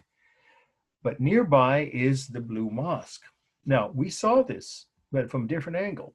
Here are the 4 minarets that I mentioned go with the Blue Mosque and the 120-foot high dome. This is the edge of the courtyard that is a part of the complex of Hagia Sophia, which is all over here off the edge of the picture. And then these are the ruins of their Colosseum. They had a Colosseum. You might recall the slide of Icon and Virgin from, I think it was last week, yeah.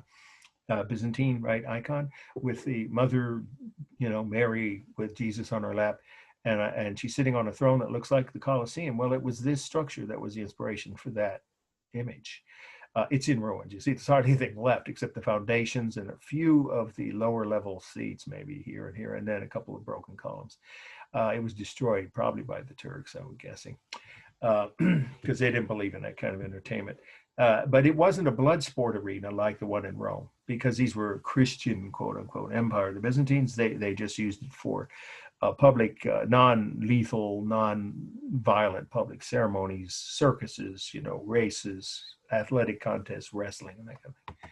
But I love this slide. This is one of my favorite views. That's the Blue Mosque, the way it looks when it's in its setting. And you're going to see it again when the hurricane's coming out over the Mediterranean. But this was the day before that. A nice sunny day, families out. When I was, my then girlfriend, my wife, and I were there, we didn't meet anyone the whole week, or I guess it was 5 or 6 days we were there, who wasn't friendly, and interested and talkative. They wanted to practice English if they spoke it, and if not, they would do what they could to communicate. It was a very pleasant culture to visit, at least at that time. It's in the 80s, right? Okay, so you see the blue stone here, and there are your 4 royal minarets. Okay, and there it is. Looking at it. No, actually, this, I'm sorry, whoops, I misspoke. They do look a lot alike. This is the Hagia Sophia. The dome here is 180 feet high. We're going to go inside it. But first, we're going to walk around it. It's from a different view. And it has 6 minarets. Now, that's really unusual. I don't know why. I've read different reasons what historians speculating, but I'm sure only an expert in Islamic or specifically Turkish Muslim history and art would be able to explain that. I mean, they only needed 4. And so maybe it was the Royal Mosque first, and then they built the Blue Mosque, which became the new Royal Mosque. And for some reason, they added 2 more minarets. I don't know. Anyway, we're going to go inside it. But you see how it's the original Byzantine structure with all the apses. But these were added. That's the symbol on the Turkish flag. You'll see that at the end when I show you the bridge. You can walk across 2 continents or between 2 continents with the Turkish flags, very distinctive flag at the very end in just a few minutes. But let's go inside this first. Okay, now the slide librarian put this slide in upside down, but that's all right, because you could imagine lying, well, I do this, on the floor looking up with your camera to take some of these pictures, but this is the only one she did that way. And then I decided, you know what, I'm going to walk out the back end to see how it was built, because I have a background in architecture, of course. I mean, not design, but history. These giant buttresses are not what was built by the Byzantines. Why are they there? Because of earthquakes. This dome is the original dome, but it's had sections that have collapsed, cracked, just sections, like maybe a quarter or less in several different earthquakes. I mean, 1,500 years, and they have earthquakes every several years, like every 20, 30 years. And some of them in Turkey kill 10, 20,000 people. So this building has survived quite a bit, and they decided to shore it up. At some point, I think it was the Byzantines did that before the Turks arrived. And that's part of why then after that, they haven't had any more damage to the dome from earthquakes. Okay, here's the interior, but let's go up to, it's just, the more you see of this place, the more amazing and breathtaking it becomes. Remember, it covers inside, covered over, are incorporated or encompass the equivalent of 4 city blocks under one roof. There, I don't think is any other structure you can say that about, interior at least. Okay, so you see this, that's the gold there, that's Byzantine.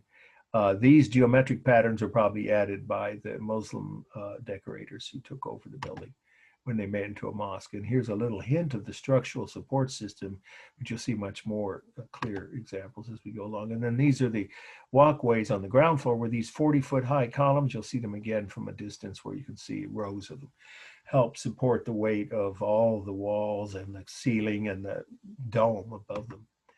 And it's just a beautiful detail work here. This is probably all Byzantine, most likely, although that could have been added by the Turks. You'll see some very clear in the next half dozen or so slides, indications of the Christian era mosaics and frescoes. But first, let's see the structural features. Like this looks, I don't know if you've been to any large train stations in Europe or in movies, you've seen them, right? Or even back east in the like Grand Central Station in New York. It looks like a 19th or early 20th century train station wall in Paris, London, or New York. It's a 1,500-year-old concrete wall with metal frame windows. It's an amazing structure. I mean, of course, the glass is probably the panels or panes have been replaced at various times. There's your dome. Look at that. 182 feet above your head and 180 feet wide.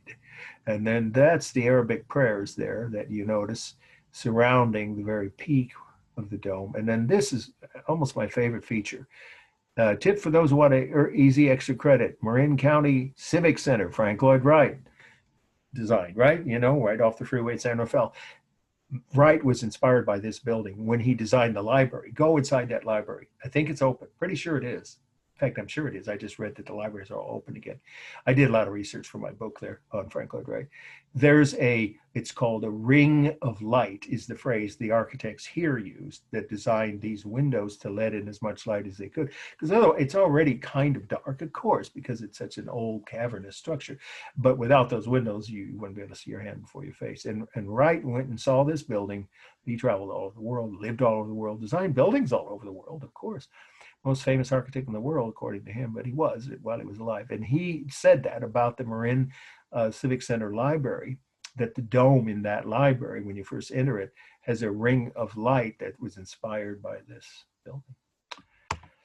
So now we're going to go see some of the details. Well, there's your Roman era columns that were brought here. Remember, we covered that last week. And now the blue haze is somehow the way about every third slide, the slide librarian was transferring from my original slides. It didn't look like that. It's just something in the process. But most of them don't have that slight distortion. Look at this. It's a fresco. I mean, no, a mosaic. I misspoke. A mosaic of Jesus with the Greek cross shape and Mary. And that's John the Baptist, right? Who's the guy that supposedly, according to the Bible, was the first Christian and converted Jesus to that new religion. It was then a new religion. And these are Greek letters. Why Greek? Because the Byzantines did not speak Latin. They weren't a Latin-based culture. They were a Greek-based culture in their language and their literature and their alphabet. And this is fully restored. This is magnificent. Every inch of this is, of course, this is new gold added recently. Well, I was there in the 80s, so probably just before that.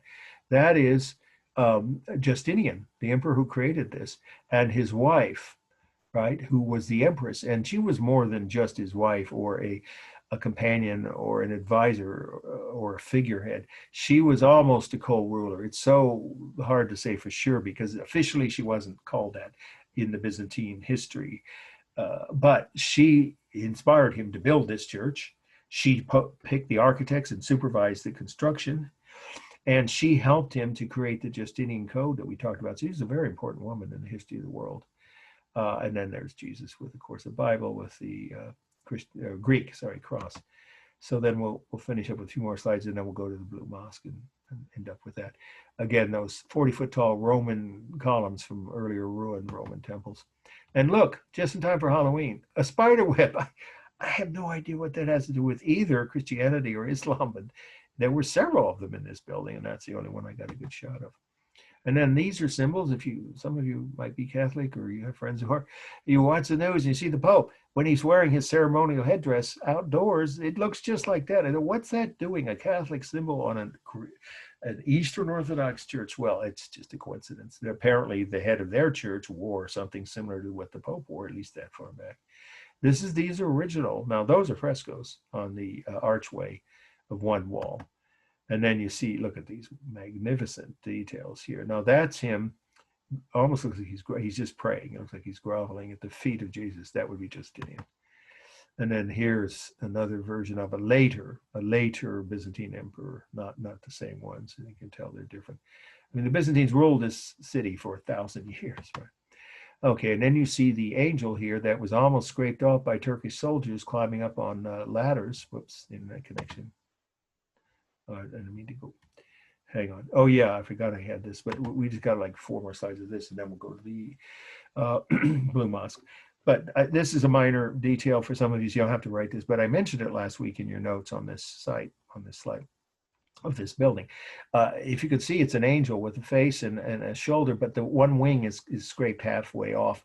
And that's because the Turkish soldiers began to desecrate the building when they took over Constantinople and made it to a mosque. And the Sultan at that time, in his, again, wisdom, enlightenment, said, stop, leave the other religious symbols there. They've been there for, 1,000 years, so let's go ahead and leave them there. And that's pretty enlightened, but they did add their own. These are Arabic prayers, of course, shields that are 30 feet high, hanging from each corner. And then we're walking out behind the back end of the building, and we're going to go to the blue, with those giant buttresses, and go to the Blue Mosque. But before we do that, we'll see briefly a little bit of street life. Istanbul now, when I was there, it only had like 8 million people. It now has 12 million. So it is one of the world's largest cities. I don't know why. Just a quick aside. If some of you have any travel plans or have already traveled, you might already know this or be interested to know it, depending on what cities you go to. There is a category called mega city that the UN and many other world agencies recognize. Any city with more than 10 million in its metropolitan area, there are a few dozen now, and the list keeps growing. There's like 2 dozen in China and probably that many in India. We only have 3, New York, Chicago, and Los Angeles. They all have over 10 million in the metropolitan area. And Istanbul is a mega city by that definition. This is a Roman aqueduct. And I don't know if you can tell, but this is the original. I mean, let go here. You have kind of abandoned. Obviously, it doesn't function. But for centuries, it did. I think even when the Turks arrived, it was still carrying water into the city from the mountains outside of Istanbul. And people still have horse carts in the streets of the city of now 12 million people. So I've been told by people who've been there recently. And these cobblestone streets with the old wooden houses are several hundred years old, probably early Turkish, but they could be late Byzantine, anywhere from 500 to 700 or 800 years old. And then Turkish graveyards, you can tell by the turban style decorations from soldiers who fought probably in the wars to conquer the Byzantine Empire and take over this city. So those have, there's the wooden houses I was talking about earlier.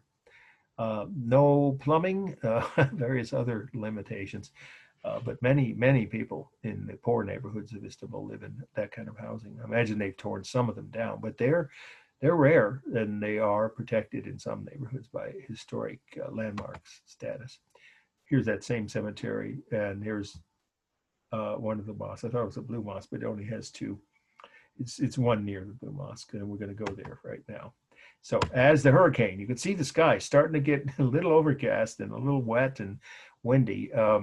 I began to realize we need to get off the streets.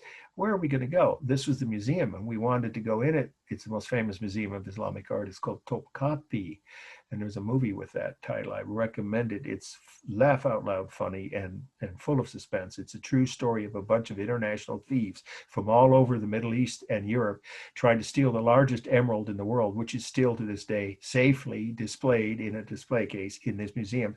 And they did get away with it, but they got caught. It's a great story. And this museum is the actual museum is in that movie. It's called Topkapi.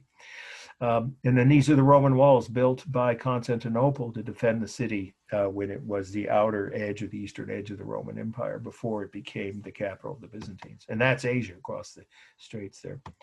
And then this is the courtyard of the Topkapi. And people were beginning to scurry, like that woman and me and my then girlfriend, to try and find a place to get out of the rain, and we did. It's the Blue Mosque. We'll end with this.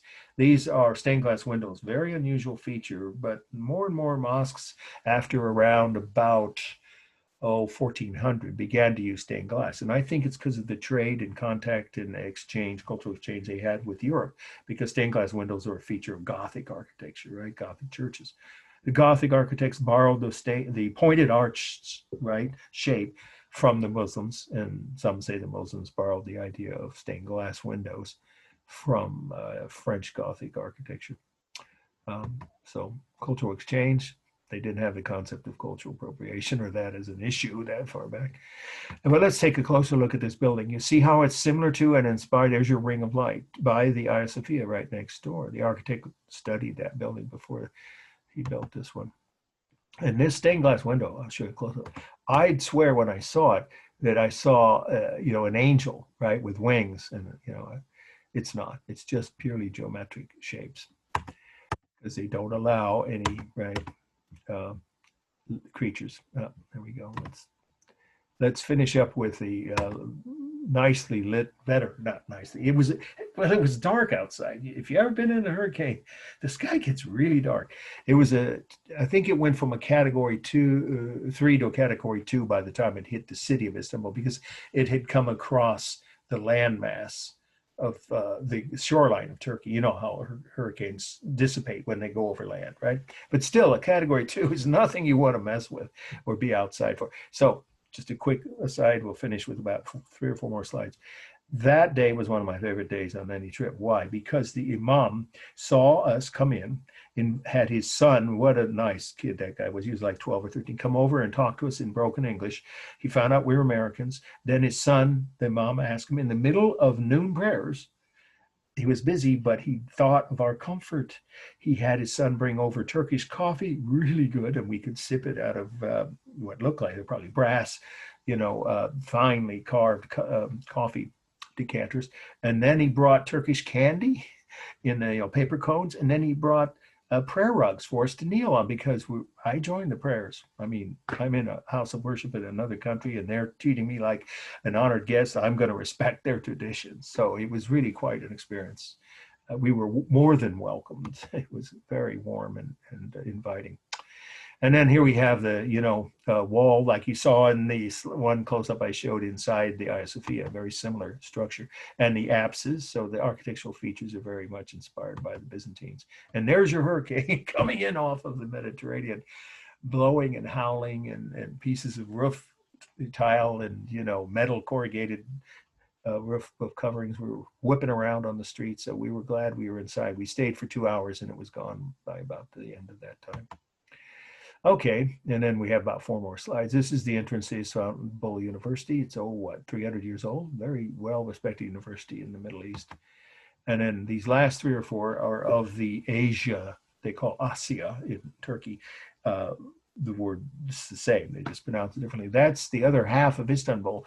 That's the side of the city that is across the strait called the Bosporus.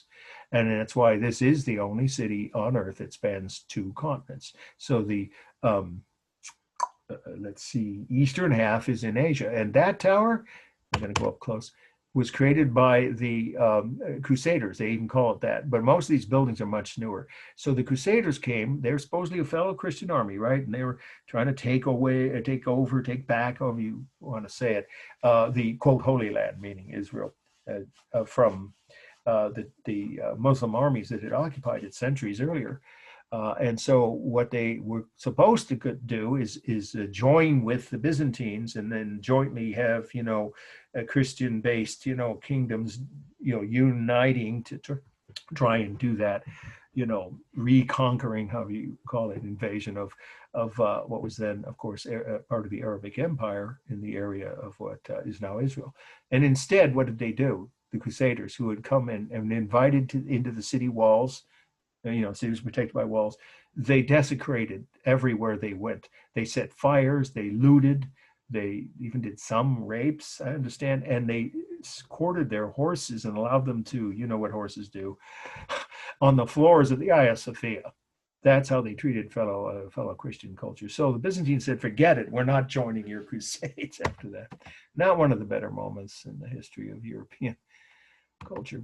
But we'll end with these wonderful 2 shots of these boats. I just love these 200-300-year-old fishing boats that have been maintained from one generation to the next within the same family. And of course, that's how they make their living.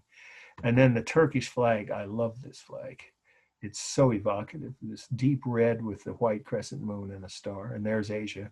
And the very last slide, you'll see something you won't see in many cities except Havana and Istanbul. Old American cars. They love them there and they keep them running. They're decades old. And that's a bridge, a footbridge, from which is the only bridge I know of on earth where you can walk from one continent to another across the streets. Okay, I hope you all enjoyed that. And I will now stick around for questions. So let me go ahead and exit out of this. And I want to make sure I don't exit out of the entire, right? Okay. So does anybody have any questions that you have about grades, extra credit? Remember, we're not meeting next week, so don't show up or you'll be quite lonely. And you may wonder why you didn't get the code to enter, because there is no class. I'm not going to be looking at my internet during the election returns. My daughter and I will have a few friends over that night. And then I'll check my email the next day. But between now and then, you know, you can always email me. But does anybody have a question you want to ask me now before we sign off about anything we covered tonight, or the grades or extra credit? Remember, if you want your midterm grades before the next class, which I definitely can send you no later than Monday, probably even Sunday night, I will have them done over the weekend, entered and done, right? And the comments and everything ready to forward to you. So you just need to email me and just say, just a simple one-line email, request for midterm grade will do it. With, you know, your name, of course. Please write your name out fully, because the internet, the email addresses for a lot of people don't match your names. I know you think that's no big deal, but for me as a person trying to grade you, enter your grade in the right category of my grade roster. If you use a nickname or someone else's email, that's okay. But when you're asking for a grade, you need to write your full name exactly as it is on the registration form that you filled out for this class, without nicknames, okay? They don't need to give me your middle name, first and last name. All right, that's it? Anybody have any other questions? Okay, you guys have a good time off. Use the time wisely. Next week, you know, we don't see each other, so I'll see you 2 weeks from tonight. Good night. Take care. Good night. Thank you, Professor. Thank you. Yeah, Good you're night. welcome. Thank you, Professor. You're welcome, all of you.